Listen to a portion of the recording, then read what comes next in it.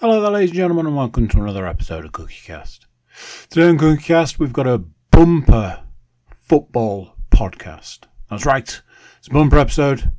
Lots of ins and outs been going on recently. Football games, but plenty of football games to come, so there's lots to go through. First off, apologies from me. Apparently, my internet provider deems it acceptable, to charge me more money now without providing any kind of stable internet service. So we have a small outage partway through this. I feel it's recovered well, but just a heads up, that is coming. Before we get started, please do consider like, share, subscribe and comment. Leave a review where you can leave a review. Big one being share the podcast around. If you've got a football fan in your life, send this podcast their way. They might even thank you for it. Right, let's get started. Here we go. This is CookieCast Football Podcast.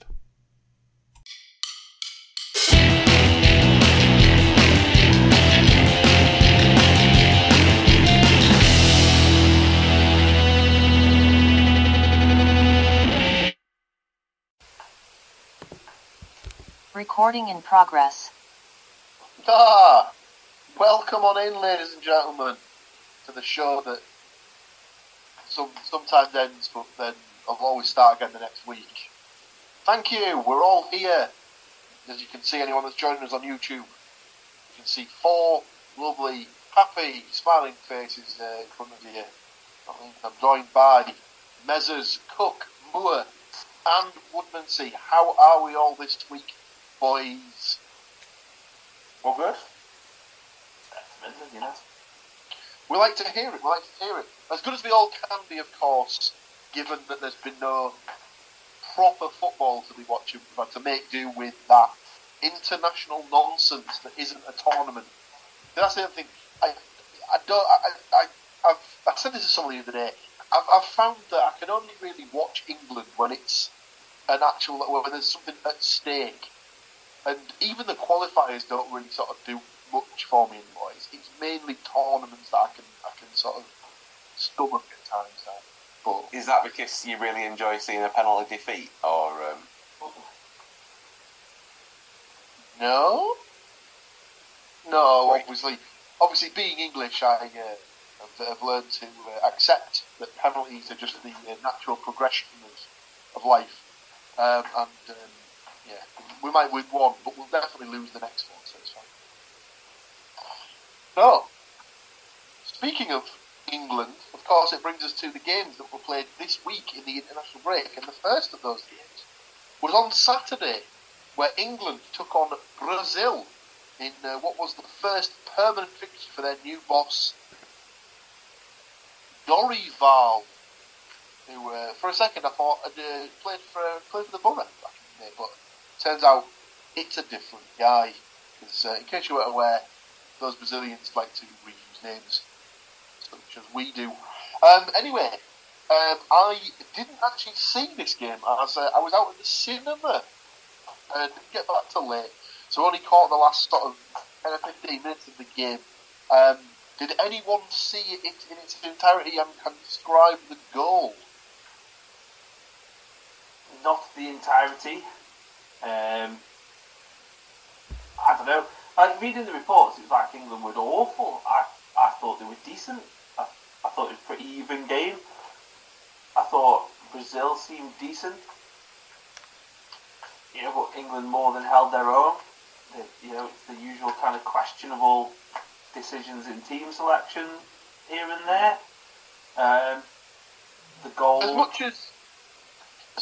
much as he seems to get obviously a bit panned on this podcast, it did seem as though they kind of missed the focal point and the fluidity that Kane brings to the front line at times from the bits that time. The panning is the fact that he lions his stats, and everybody all has a little circle jerk about how great he is, when most of his goals are against. I'm pretty confident some of those teams I could score against.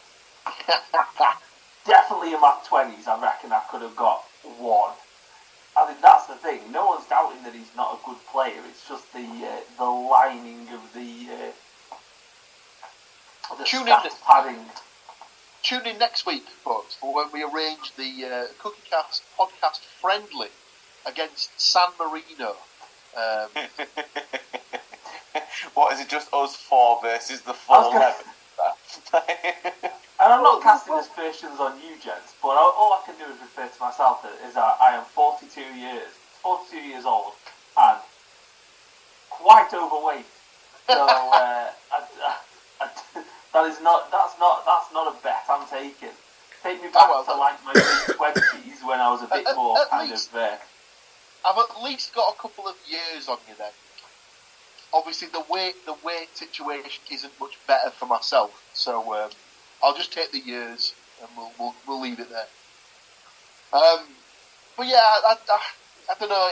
It just seemed like as though because he's the captain, because he obviously is a lot of the play goes through it.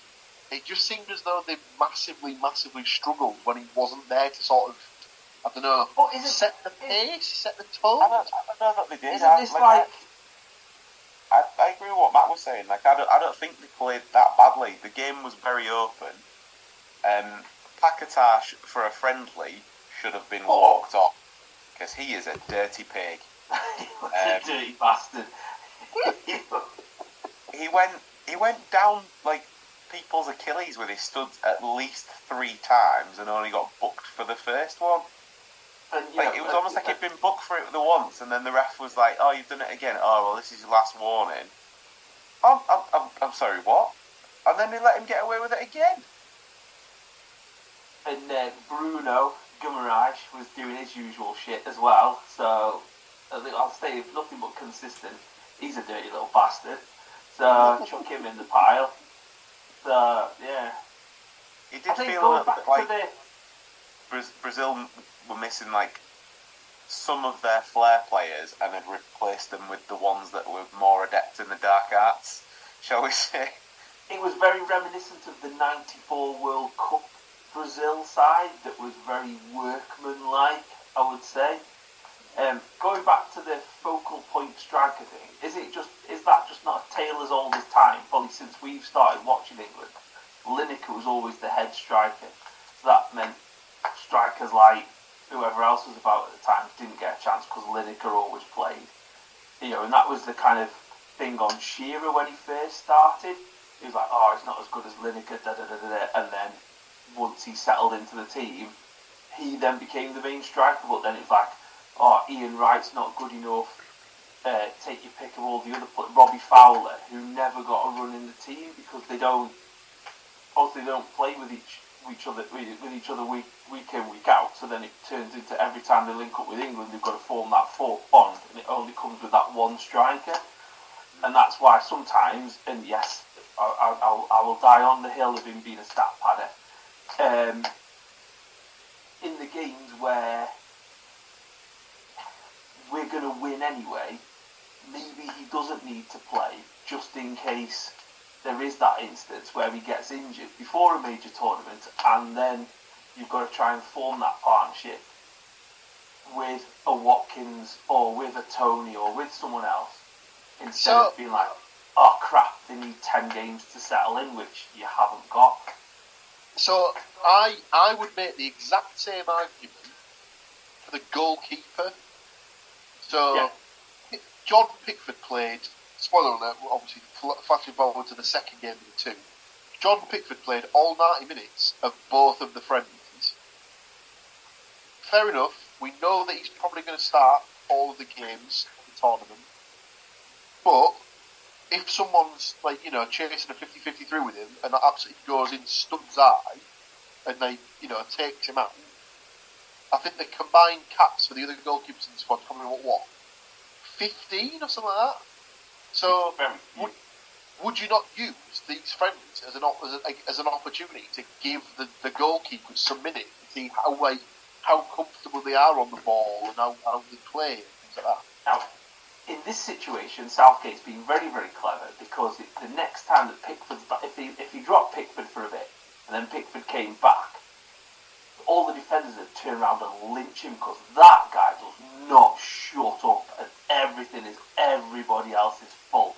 So there'd be a public lynching as the whole defensive line hangs him from the goalpost because they're sick of his shit because they want whoever else is back on because God, he doesn't shut up him. We'll get to it in the second game, but not everything is everybody else's fault, eh, Matt? Absolutely not, but he did it. He gave it a good fucking go at trying to blame somebody else. Anyways, Brazil game. So to go back to the Brazil game, so it was like the lads have said, it seemed like it was a pretty even game until in the second half Brazil managed to break away and score the only goal of the game from Endrick. Is he the one who's signing for? Is he signing for Man City? Is he the one who's signing for Man City?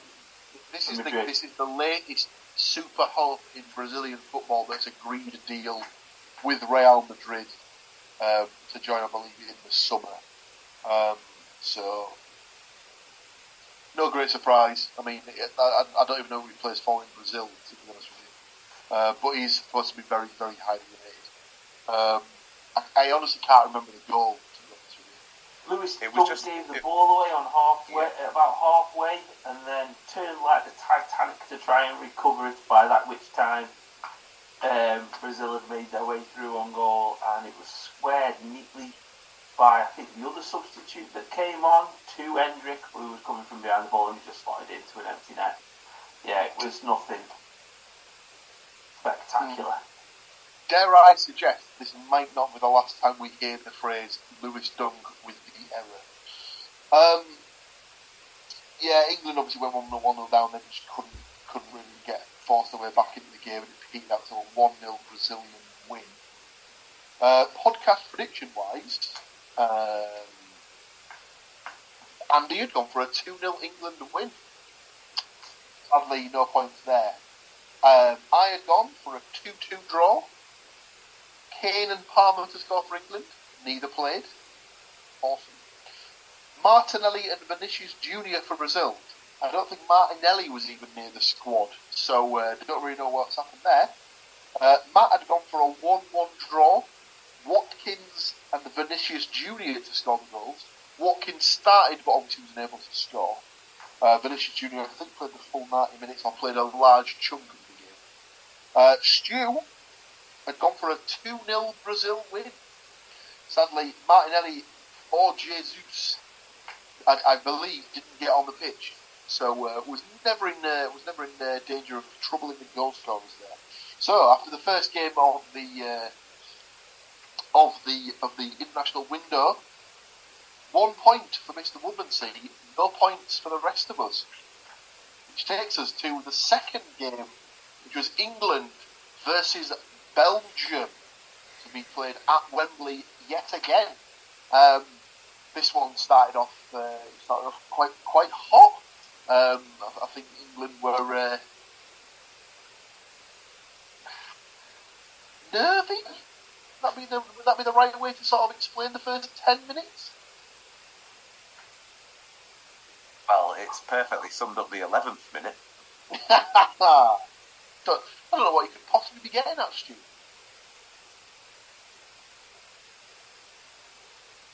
I've seen some goals this season in person from teams suffering from a high press. This was possibly the worst one, but just purely for how it was laid out, from like the starting position of the goalkeeper being nowhere fucking near his goal. It was a particularly bad one. He's obviously sort of collected a back pass on the left-hand side outside the box, and he's obviously just gone to pick out he's gone for the switch. He's gone for the switch out to the right-hand side to whoever's like playing on the right-hand side, probably Phil Foden. But then what can only be perfectly described as completely fucked it was the. He just shanked it, hasn't he? He's just absolutely shanked it. He's kicked it He's gone to absolutely loft it. He's just duffed it straight into the edge of the box. Did it go straight to Tielemans? Yep. Or was it? No, it did. Path? No, it did. It was more kind of. The ball went sort of centre mid, didn't it? It was like pretty much took one touch and a pass straight off, and Tielemans just like. Yeah. To be fair to Tielemans, and they did say this on the commentary, if you look at the way that he finishes it, he does do it well. In that, like he knows that Pickford's going to be coming back across the goal. So if he just goes for if he goes from where he's gonna, how do I phrase this? If he uses the space invaders approach, don't shoot at where they are, shoot at where they're not going to be. If that makes sense. So, like, obviously, he's aimed for the corner of the goal where it would be very hard for him to stop his momentum to be able to stop the ball. So it was quite a neat finish at both from Tielemans. It was almost like a double whammy for Pickford, though, wasn't it? It was like, oh no, I've absolutely naffed that pass, and then ran past the ball as it went into the net as well. Yeah, not the best. So Belgium took the lead. England got back on level terms after Ivan Toney was brought down in the box. It was a neat play by Kobbie Mainoo on his first start for England, who managed to get the ball into Jude Bellingham's feet on the around the edge of the box. Bellingham played a lovely little slide pass through for Toney to get onto, who managed to get the ball, just nip in front of Jan Vertonghen, who went for the ball but tackled obviously straight through the back of him, brought him down. Penalty to England. Toney stepped up, hero that he is after all that he's gone through, and with his fantastic technique of just staring the goalkeeper out, waiting for them to make the first move, he just rolled the ball the opposite side. England thought they doubled their advantage.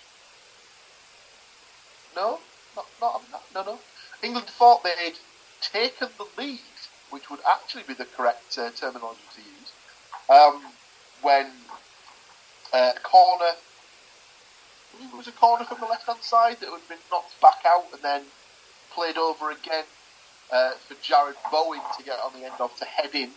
But on the closer inspection, Bowen was one of two players in an offside position when he finished the ball, or finished the chance. So that first goal in England colours was very cruelly wiped off for Jared Bowen. And a couple of minutes later, England fell 2-1 down as a ball over the top. Lewis Dunk tried to control it and sorry, you forgot the bit where he ran through treacle.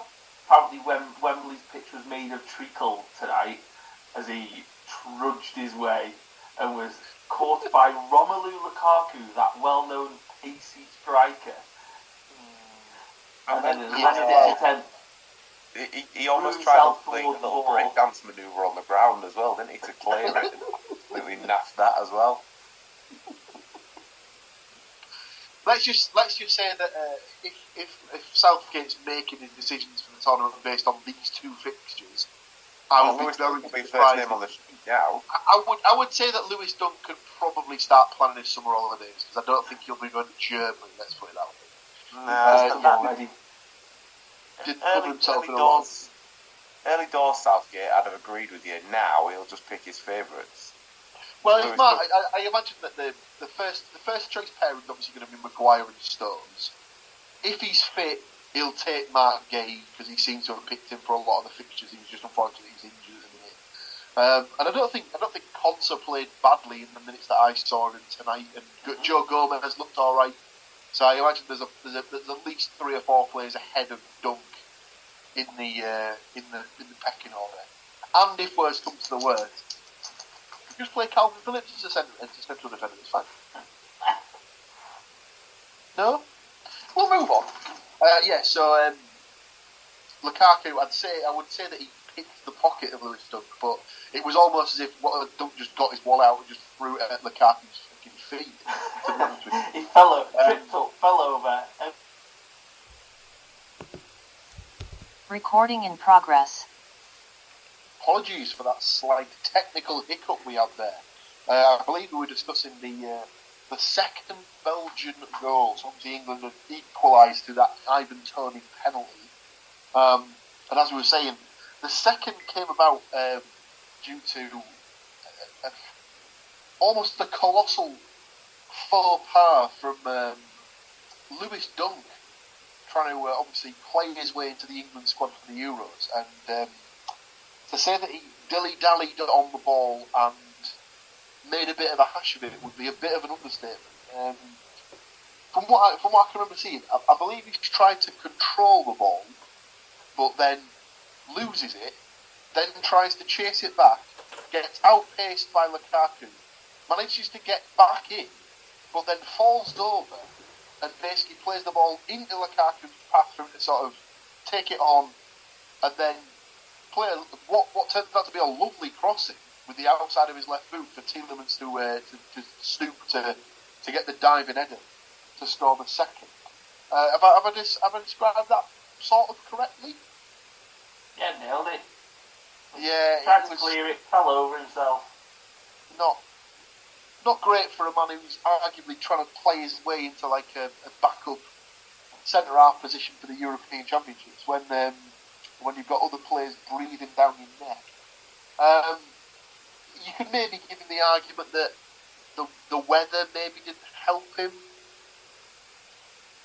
Am I clutching at straws a bit there to say that the rain was part of the reason why he's done what he's done? I think you're clutching at straws. I think it was just... Yeah, that's fair enough. He tried, he panicked. So 2-1 at half time to Belgium. Didn't really see much of the second half, but it felt like it was just a lot of England trying to break Belgium down. Belgium then just breaking on the counter and trying to score that third goal. But England managed to sort of stand firm, and every time England kept trying to get the equaliser, there was a couple of good chances. I remember Foden had one where he was played in down the left-hand side and snatched at his shot and pulled it across the goal when it seemed like it was destined for the bottom corner.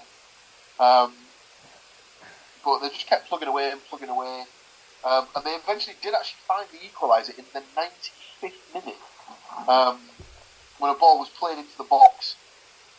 Took a bit of a bounce off the greasy surface, and it was looking like it was going out of play, but Ollie Watkins did his best to keep the ball in play.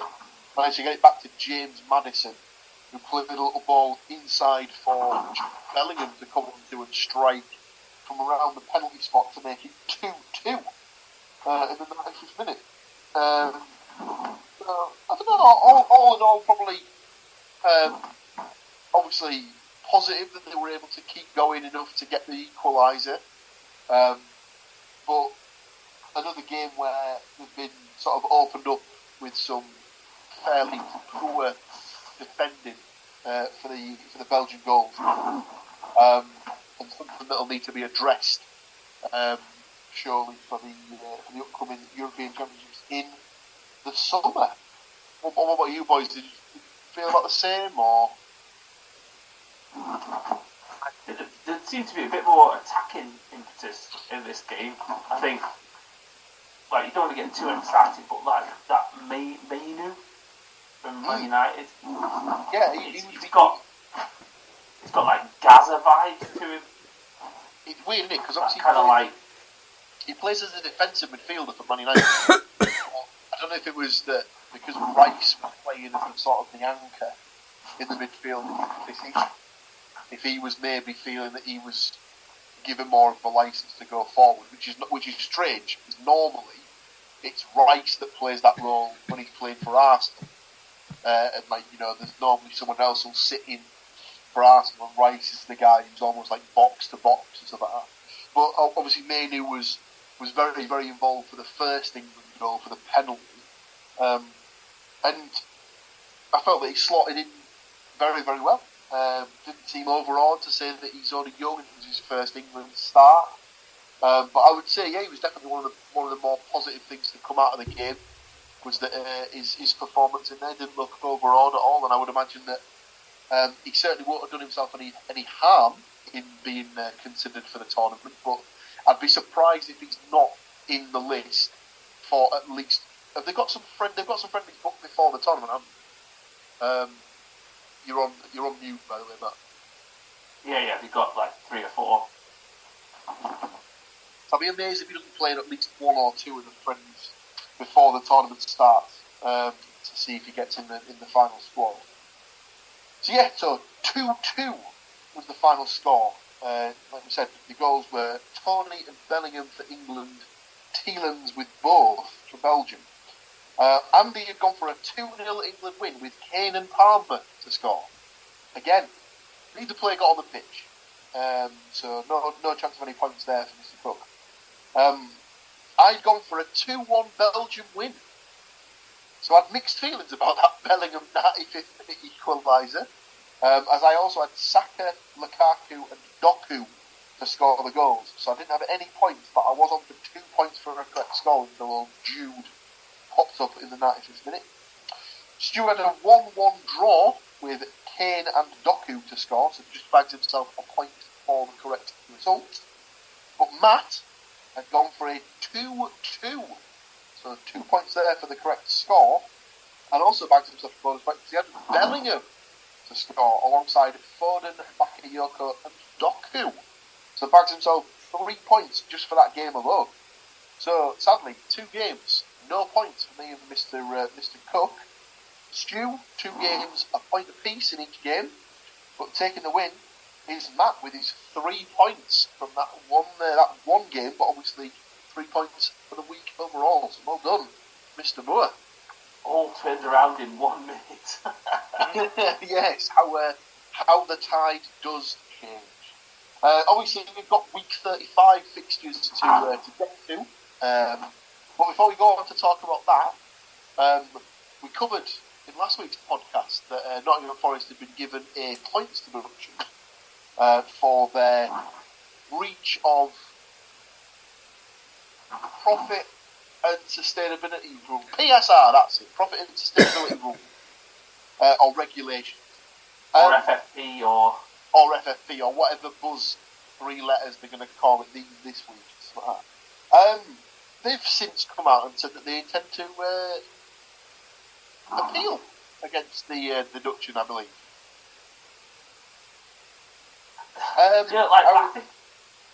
I was talking to Mr. Panas about this earlier today, and according to him, the rules of the appeal means that they can't provide any new evidence.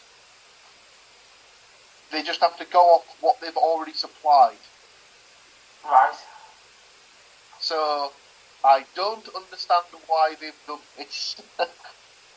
I think last week I think I said something along the lines of either Forest are being run by incompetence or belligerents. I think we got the answer yesterday at about 1 minute to 6, because obviously they proceeded to then take the 7 days that they could have to decide whether they were going to appeal or not. They took obviously 6 days, 23 hours and 59 minutes to decide. I think last week I said I thought they got off lightly / alright. I think they've done alright. I thought it was reasonable.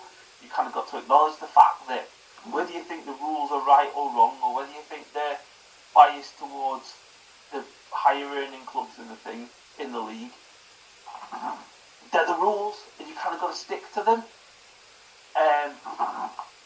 So unless they're going to get a better opportunity to argue their case, which I don't understand why that would be the case. I don't understand it. And the only thing, it could get better, but it could also get worse. And I kind of get the feeling that obviously they got 2 points taken off the deduction for being cooperative. Whereas this time have they been belligerent and obtuse, and therefore they're going to go, alright, well, before you worked with us and tried to sort it out, and so then this time you've made it awkward, so you still got 4 points. Oh yeah, and the 2 that you got for kind of good behaviour, well, you can have those 2 back as well, so now you've got to get 6 points. I don't know. I just wish they'd just taken their lumps and just kind of carried on. Yeah, I mean, I don't know why. Just to me, it almost feels like it's got that nature of why are they kicking the hornet's nest into it and stuff like that. They've obviously they must know that they've done something wrong, surely. Unless obviously they've appealed it based on the fact that they must have books that don't agree with the books that they've been. I think they've all along they acknowledge the fact that they've gone over what they should have done. So they acknowledged that 34 million that they were over. They acknowledged that had happened and they were quite happy with that. Not happy with it, but they acknowledged that they'd done it and they weren't going to hide from it. I think part of the issue was that the part of the argument that was based on was that they were only over that for 2 months out of the 12. So it wasn't like Everton that went into the start of the season, like the start of the new period, already over the amount, and then proceeded to do nothing about it. Whereas Forest kind of obviously stayed within, and then I don't know whether bonuses kicked in, kickers on purchases kicked in, whatever, and it took them over the financial fair play limit. And then their argument was that I don't know whether other clubs had worked it out or whether other clubs had kind of worked it out. Well, their argument was, I think the Premier League said, well, you could have sold Johnson to Brentford. And Forest said, well, there's two problems with that. One, the amount that they were offering us wouldn't have taken us under PSR. And two, he didn't want to go. Which was the kind of thing. I think there was an argument from the Premier League that Atletico Madrid made an offer of 42 million for Johnson on the 30th of June, to which Forest made a counter offer of about 55 million, and it went no further. So Forest kind of like, well, we didn't have any other options after that until Spurs came in at the end of August. And Forest were like, we didn't have any other assets to sell as well. So I think that was the basis of their argument, and I presume that is what the new argument will be. It'll be more negotiation based upon that. But, like I said, I think I said it last week, I'll say it again. I just don't know why they just couldn't have gone 4 points. Yeah, it sucks. But realistically, with and I don't have this very often, my positive Forest fan hat on, realistically, within the next week, that could be null and void anyway. We could be above Luton by the time we reconvene next week. There's a realistic chance that Forest could be above Luton, and it's not, and we're clear again. Whereas now, you're going to be sat looking over your shoulder thinking, we've got to be 4 points ahead of the bottom of the table back come the end of the season. But actually, it could end up having to be 6. But you might not know it, because you might think that you're going to get away with it. I just think... Yeah. Now I'm going to start to sound like some kind of lefty kind of hack. Is that just a rich guy issue of, well, I don't have to put up with this shit, so I'm gonna appeal against it, because I think if the owner would have gone to most Forest fans and said, do you want me to appeal? I think most Forest fans would have turned around and gone, no, because we broke the rules and we kind of got our punishment, we kind of need to take it.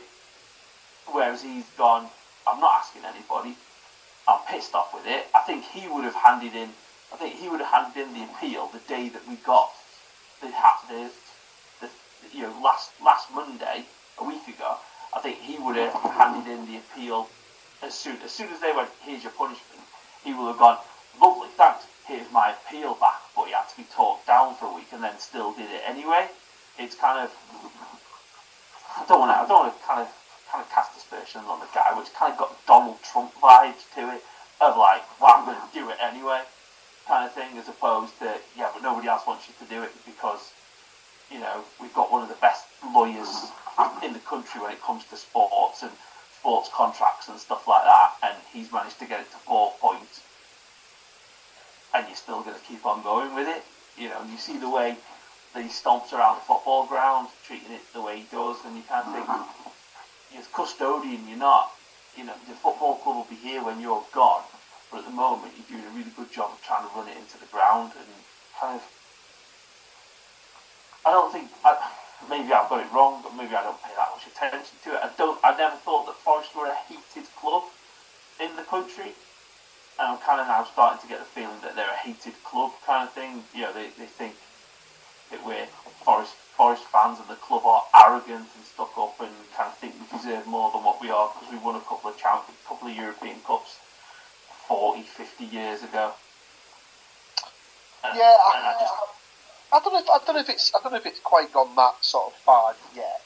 I think what might tend to happen is that obviously the longer it drags on, the longer you're going to have the possibility that if it drags on as long as May, then you're going to have the potential issue that if it does go to the sort of like the end of the season, and Forest have stayed up by, like, you know, or they're in a place, there is a position where they're 4 points clear of Luton, say, but there's always this possibility that they could get another 5 points deduction added on or something like that, and then you've got the scenario where Luton end up winning their last game of the season, thinking that's enough to get them to that sort of middling threshold that then keeps them up, and you've got the scenario of all these Luton fans like invading the pitch and like, oh yeah, great, we've got another team in Premier League football. And then obviously, like, it comes to like the week after, it's like, oh no, we're not enforcing that point deduction now, and like Forest end up finishing like 13th or something. And it's just, like, I think the fans of obviously Forest and Luton and anyone else that's in that sort of vicinity want it sort of sorting as soon as possible.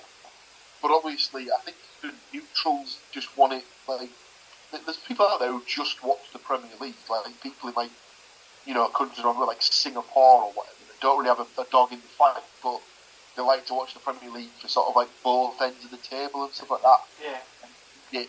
It needs to be sorted. So to get to a point where if this is the appeal that they put in, once they get to the sort of the verdict on the appeal that's been put in now, when that comes down, they need to definitively say to them, this is it though. This is the end of it. Basically, we've judged one way or the other that this, whatever we're putting down as the final punishment, is it. There's no more appeals, there's no more going back on it. That is the final decision that's being made, and Forest is just going to have to accept it. If they get the 4 points back, brilliant, happy days. But if it does come back and they say, well, we gave you 4 points because you were cooperative, you've appealed it, so we now don't feel that you were being cooperative, we're actually going to up it to 7 points, or something like that. If that is the case, there's no point in whining about it. They made their own bed by appealing the verdict. And then they can't then just go and say, oh, we got relegated on a technicality, because whilst that is true, they kind of put themselves in that position, one, by overspending, and two, by appealing the verdict that hadn't put them in that predicament. So, yeah. I don't know. A manageable thing. So we'll see. Obviously, Leicester have been charged.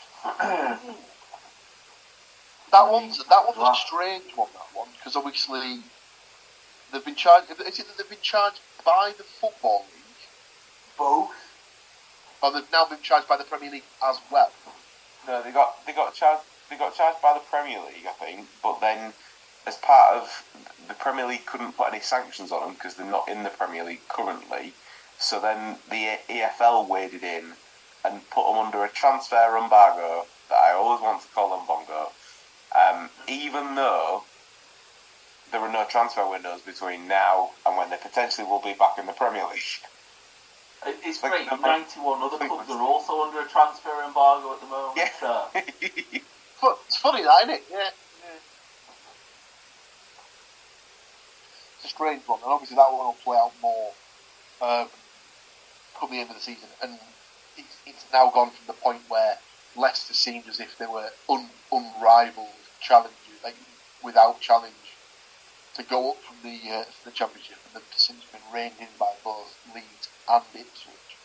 So it has become more of a title. It's good in a way that if like these new, and I mean not obviously for Forest, but it's good in a way that if these new rules are meaning that the charges are getting brought and pushed through more quickly, so they're kind of dealt with a bit closer to the time they actually happened. But because Leicester's fell before those changes as well, so that's why it's taken so much time. But like, what about Man City? They're still not getting talked about. Or Chelsea, or I'm sure if they really started digging, there's probably a lot of clubs that, because the kind of sneaky thing about this is that it's actually been about for 13 years. Well, hands up if you even fucking knew about it. No, you didn't, not until this season. So then there'll be other clubs that have spent massively over what they should have done in the past 13 years. And the annoying thing that's going to happen is that it's all going to come out in the wash. And Forest and Everton are going to be some kind of scapegoat to try and get some new system in that'll definitely favour the higher clubs with more money. And it'll end up being good. Alright, well, here's Man City's charges, here's Chelsea's charges. Oh shit, here's some Man United and Liverpool ones, because they spent a shit ton of money at different points. Here's a Villa one. Here's, you can go down the list where everybody's probably broken financial fair play and covered it up at some point, and they'll all go. It's a bit like they're pointing Spider-Man one. We'll end up with 18 clubs, all Spider-Man pointing at each other, and the Premier League will go, shall we call it a wash? Because we can't exactly relegate 20 clubs, or we can't have a season where everyone starts on minus 200. So it's who gets closest to zero. It's like a game of QI. The Premier League, it would probably make it like slightly more entertaining for the season. But I think that's, I think ultimately what's going to happen is they're all going to go, it all equals each other out. So shall we just knock it on the head, lads? And then Forest and Everton have got screwed over to try and make a point. And then it'll be changed over to something else that'll then be somehow circumnavigated by different clubs in different ways because the system's broken, basically. I think that's basically, you probably summed it up perfectly with your last point there. For me, where there are rules, there will always be someone who tries to get around those rules, no matter what the sort of the playing field is. So you can try and level it off as much as you want. There's always going to be some teams or some shady individuals who aren't going to play by the rules because they think they're different to everyone else. Welcome to something like society. And Forest are a small fish, and I know Forest took offence to it, but we are a small fish compared to others. But it happened 2 or 3 seasons ago with Saracens in the Rugby League, where they were paying to circumnavigate their salary cap. The owner of the club was investing in players' businesses or helping them set up businesses, which a blatant circumnavigation of the salary cap because it didn't go through the club. You kind of think, and then they got fined. They got like loads of points taken off them. They effectively just relegated them. And until that happens to Man City and Chelsea and whoever else, then no one's going to change their behaviour. Yep. And sadly, that basically, I think, is the long and short of it, to be honest with you. Well, not ideal from a Forest perspective. But we'll wait and see what the appeal brings to them. Let's just say that. So that's week 34, done and dusted. Week 35 is on the horizon, and it brings with it 8 delicious, tasty club fixtures. None of this international bollocks. That's out of the way now until the season has finished. So from now until the end of the season, nothing but club football. You'll be happy to hear. Like we said, 8 games to discuss in week 35. 2 apiece for each of our teams, no less. That's what happens when you get a boatload of Easter fixtures coming our way. So, 8 games to predict. We probably won't get him in the time we've got remaining on this particular record. So we are going to step away momentarily just to get ourselves geared up to go through those predictions. You won't need to do anything though, as it'll just pop up in your feed. So, don't touch that dial. We'll be right back. Recording in progress. And just like that, we're back at it. So, week 34 done and dusted. Week 35 yet to come. And what a week 35 it is, ladies and gentlemen. No less than 8 games in total. It is obviously the Easter period, so a lot of our teams will be busy boys over the next couple of weeks. So, Easter festivities get kicked off with the start of week 35 fixtures, which takes us to the MKM Stadium for Hull City versus Stoke City. Obviously, it's Mr. Woodmansey's team. He will give his prediction last. As is usually the case, I'll just jump in straight away here as I've got mine written down nicely in front of me. I've got for Hull to get back to winning ways on this one with a 2-1 victory. Goals for Carvalho and Philogene for Hull. Laurent for Stoke. Stu doesn't look impressed. Carry on. Well, I'll just jump in here, shall I, and just say, put the same for me, but put Mame down for Stoke instead of Laurent.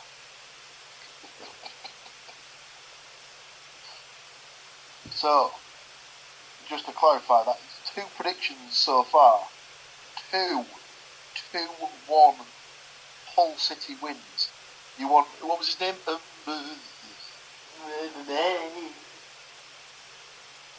Is it M-M-E-E? M-M-A-E-E. And then Mame. Almost like the noise of a sheep face. That's it. He is, Stoke is quite close to Wales, so you've got to be kind of... Obviously, huge apologies to any of the families that are listening to the podcast. We mean... It's alright, they won't know we're talking about them, so it's fine. Well, yeah, that's quite the point. Andy, what have you got down for Hull versus Stoke? For Hull versus Stoke, just 1-0 to Hull, with Sharp to score. It would be his first in Tigers colours. Let's hope. Let's hope it happens. So, do I just need to write ditto marks for Mr. Woodmansey, or have you got a different prediction to send my way? Well, almost. I have 2-1 Hull, with Philogene and Carvalho for Hull, and Jun Ho for Stoke.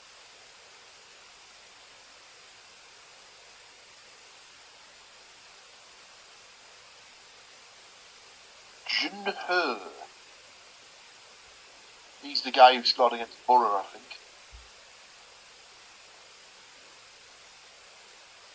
Jun Ho.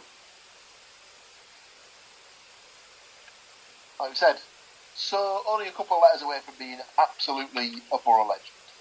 But never mind. We'll get to that later on. Our next game, also on Good Friday, sees Southampton taking on my team, Middlesbrough. Obviously, my team, therefore I will go last. Let's go over to Matt for his Southampton versus Middlesbrough prediction. disappointed if you haven't got one of my Southampton scorers written down already. But but you could have had him down for a hat trick, so I didn't want to write his name down, too many times. I've got 2-1 for Southampton. 2-1 for Southampton. And how many of those 2 goals will be scored by Mr. Smallbone? Just the one, He's only small. Just the tiniest of bones. Just one for Smallbone. The other one? Adam Armstrong. Armstrong A? Yes. And the Borough goal? Popping up. And 4s for your lot. Andy? 0-2. You meant You know me. I like to go optimistic. Your 2 Middlesbrough goal scorers, or your 1 Middlesbrough goal scorer twice?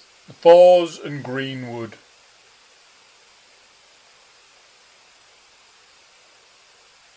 Stu? 1-1. Uno? Yeah. Both teams have been on a bit of, well, not losing form of late, so I figured a draw seems appropriate. So I've gone for Che Adams for Southampton and Isaiah Jones for you guys. Very nice. Isaiah Jones back in the fold in the last game. I think it was his first start since late December. I've gone for a 2-0 Southampton win. They're in the top 4 for a reason, and I've gone for both of the Armstrongs, A and S, 1 apiece. Don't think we'll get anything out of the game. I think it'll probably put an end to any outside lingering hopes we had for the playoffs. And that'll be that. Our third game takes us past Good Friday and into just Saturday. No special name for it. It's just Saturday. Where Nottingham Forest take on Crystal Palace. Obviously, it's Mr. Moore's team, therefore he will go last with his prediction. I've got a 1-0 Forest win here with a Morgan Gibbs White goal. Stu, what have you got down for this? I have my second consecutive 1-1 draw. I've got Elanga for Forest and Palace. I have Eze. Andy? 1-0.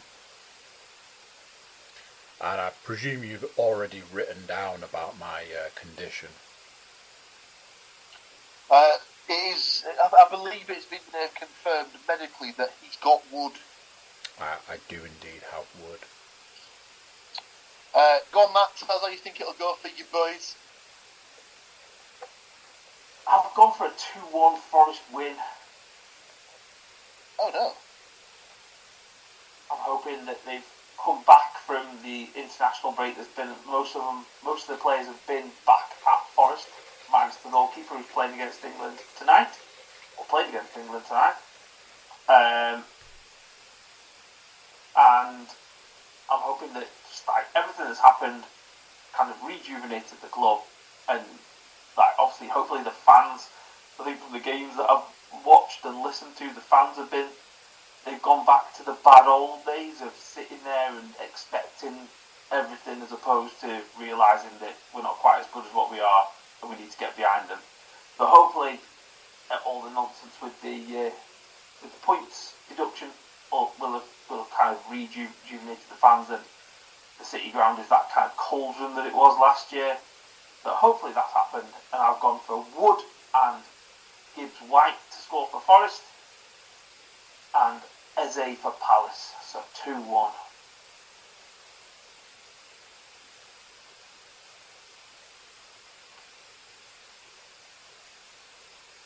Do you say Eze for Palace? Yeah.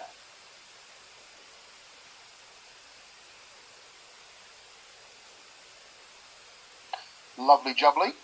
We skip ahead a further day to Sunday. Not just any old Sunday. Easter Sunday, where Manchester City take on Arsenal. Manchester City, of course, being Mr. Cook's team. Therefore, he we'll give this prediction last. I've got 2-1 Manchester City. However, Man City have lost potentially 2 of their, what you would have argued being starting defenders in consecutive England games. As Kyle Walker went off injured in the game against Brazil, and John Stones had to go off injured in the game against Belgium. So that might affect Man City slightly, but I still do think they'll have enough to get a 2-1 victory. Going back, it goes for Haaland and Doku for Man City, and 1 for Martinelli for Arsenal. Matt, what have you got down for Man City Arsenal? I've gone for a 1-1 draw for this one. Okay. I've gone with Haaland and Odegaard.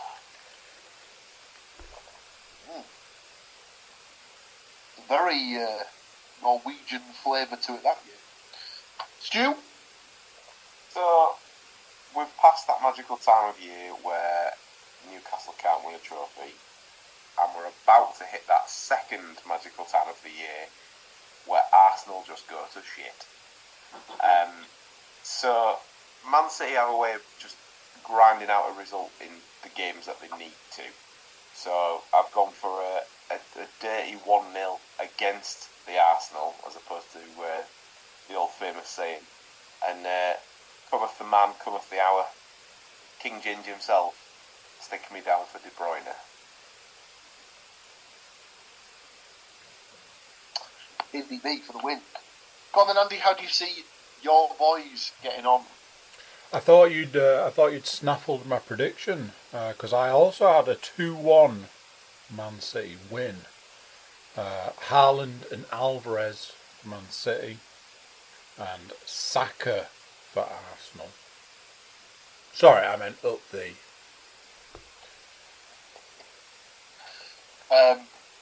Very, very nice. And of course, Kaya Saka withdrew from the England squad with an injury.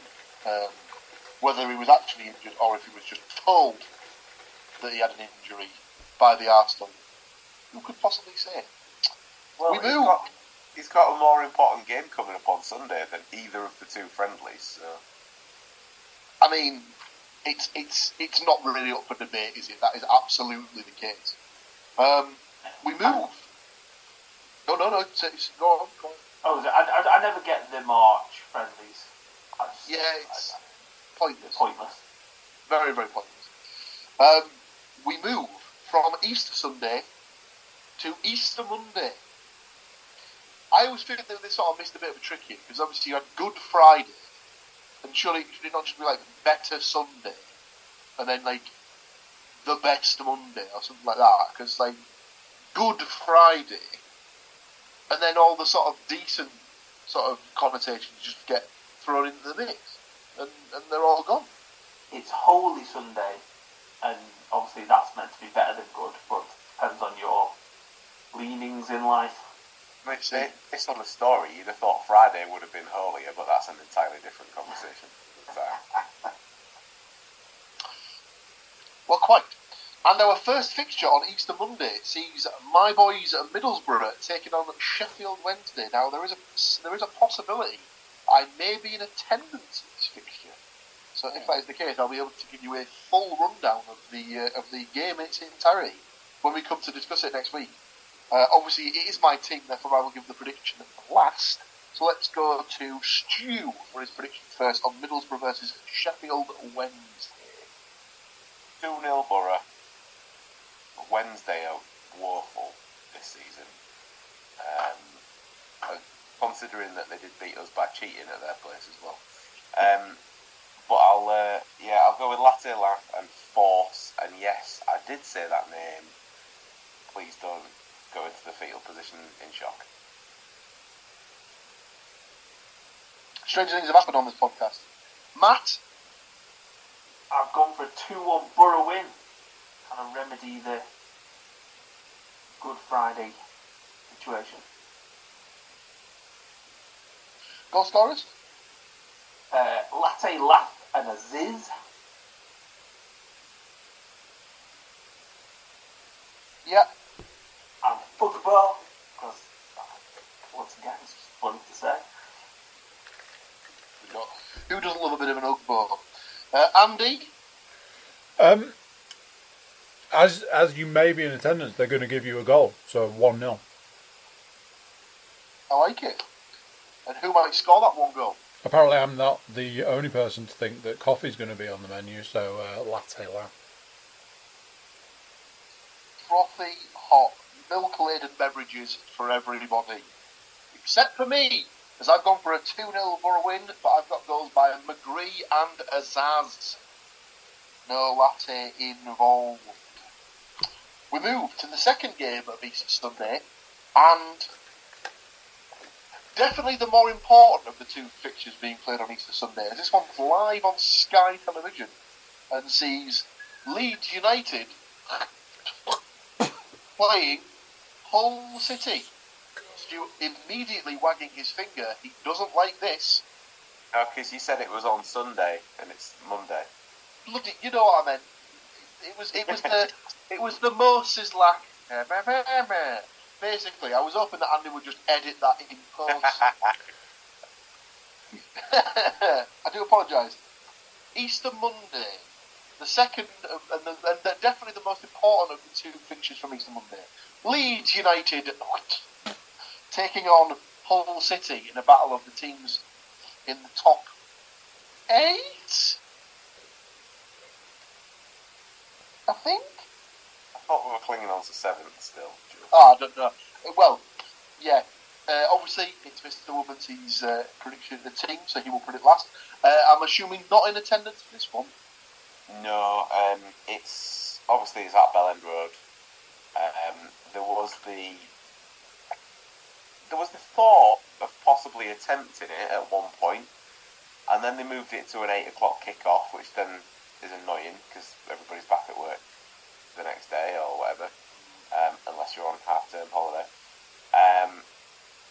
But they really restricted the tickets. They gave out the tickets in 2 batches, and then because they were in such high demand, because it's one of the nearest games and it's them shitbags, they did a thing where, like, if you've been to like so many like away games, if the wind was blowing in a easterly direction and it was above 5 degrees when you went, then you could buy an extra ticket and things like that. They made it overly complicated, but basically if you've been to a few games, you had priority, but rather than just saying you've been to 2 games, it was you have to have 250 points or some nonsense. But yeah, that was a really long way of saying no, I'm not going. I will be watching it on TV though. Yes, I dare say that anyone who has access to the Sky Telly box might be tuning in for this particular game. I've gone for a 2-2 draw in this one. Leeds have been virtually unstoppable since the turn of the year. They drew against Huddersfield. I'd like to think that they're due a run of bad results. So let's hope it starts with this. So I've gone 2-2. I've gone for James and Somerville to score for Leeds, Tufan and Zaroury to score for Hull. Matt? I've also gone for 2-2 draw. And I've gone for Nutto and Bamford. Ah, chief wind-up merchant himself. For Hull? And Zaroury and Philogene again.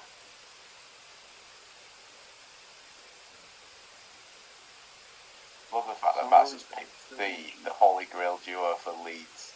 He's gone for Little Willie Bumford as a pairing, effectively. Andy? Is someone playing Scum this week? Because pretty sure that's a 5-0 absolute tonking. Yeah. I was really tempted to do the 5-0, but I didn't. Just the 0-3 then. 2 for Sharp and 1 for Zaroury.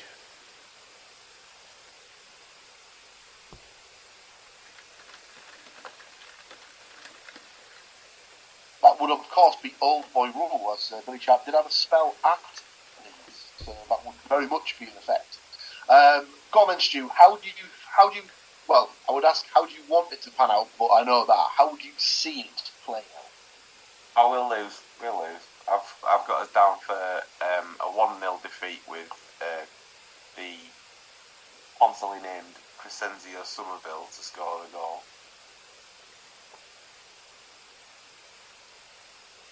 If you were really going to be looking for some tenuous old boy goals, then you could put Louis Coyle down to score for Hull, seeing as he used to play for them, but there's probably more chance of me scoring, unfortunately.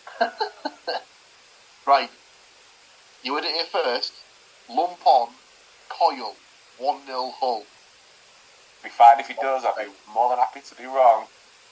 All we're saying. Our second to last game, and this is outside of the Easter weekend fixtures now. We move to Tuesday. I don't know, do we call this one Shit Tuesday because everyone's back at work? I don't know. Not all of that. But, well, yes, some of us have chosen a wise career and get quite a lot of time off. So either way, it's a second consecutive home fixture for Nottingham Forest as they take on Fulham. Obviously, Mr. Moore's team, he will go last. I've got a 2-2 draw on this one. Goal apiece for Wood and Delanga for Forest, Muniz and Iwobi for Fulham.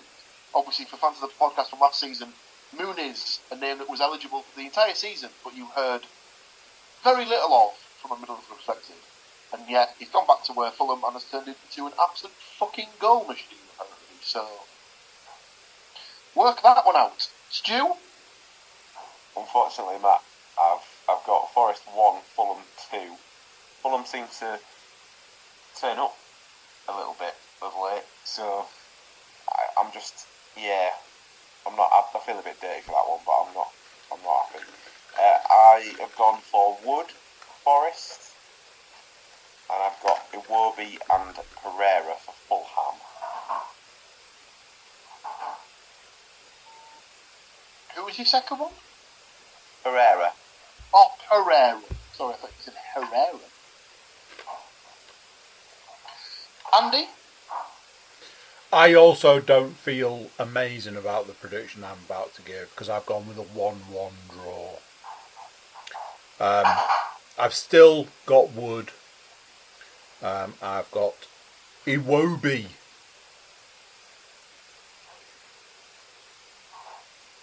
Iwobi, a popular name tonight. Wasn't expecting to hear that.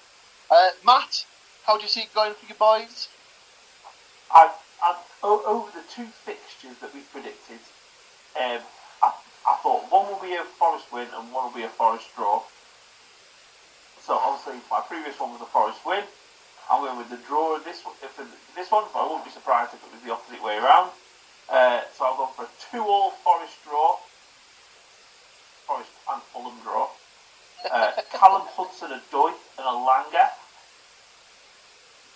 Forest and Muniz and Willian for Fulham.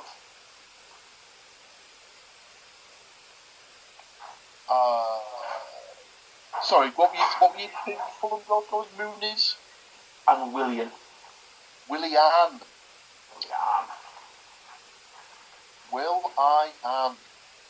One of the Black-Eyed Peas himself. And our final game of the week sees Andy's team again, Manchester City, at home again, taking on Aston Villa. Not quite as much of a challenge as the Arsenal, but Aston Villa did beat them earlier in the season at Villa Park. So it'll be interesting if Man City can get a measure of revenge for that result. I believe they will. Obviously, Mr. Cook will go last with his prediction. I believe they will. I believe they've got the goods to produce a 3-0 win here. Goal for Alvarez and 2 for Phil Foden. For me, Stu, what have you got down for this? Again, they know when to grind these results out. Villa are having a cracking season by their standards, but I've got Manchester City to win 2-1. I've got Haaland and Foden for City, and I've got Watkins for Villa.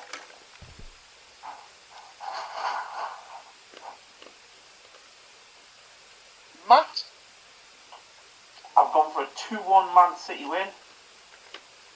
Silva and Haaland for Man City.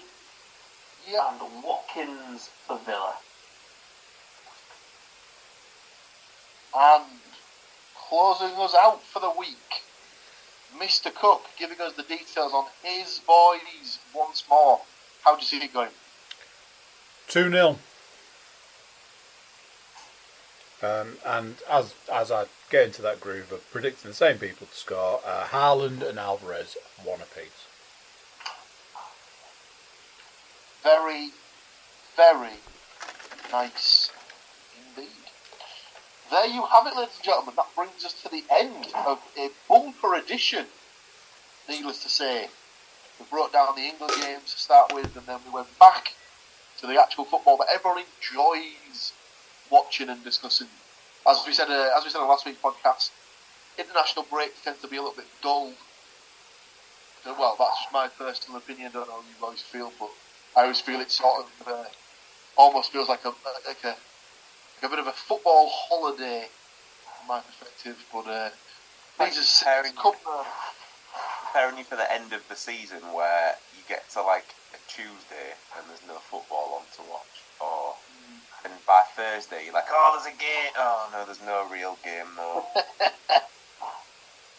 Yes. This week is very much not the case, as obviously we have a bumper 8-game pack over the next days.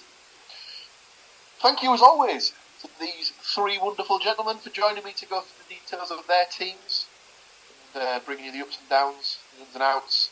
Join us again next week. Thank you to all of you for tuning in. Join us again next week where we'll break down the games of Borough, Hull, Forest and Man City. And hopefully we'll have some positive results to bring you. But until then, thanks for listening. Take care of yourselves. Look after one another. We'll see you next week. Bye. There you go. What do you think of that? Again, apologies for any outages you may have experienced. I am desperately trying to get it sorted, but you know how these things go. Big thank you for watching. Big thank you for listening. Big thank you for being here. Before you go, please do consider like, share, subscribe and comment. Leave a review where you can leave a review. Check out the website. Freshly paid for, freshly minted website, thecookiecast.com. There we've got social media links and an email button, and that way you can get in touch with us. That is it for this one. Until next time, I'm going to say bye, and I'll see you then. Thank you for listening to these grumpy old men talk about football. If you've enjoyed this episode, please like, share and subscribe.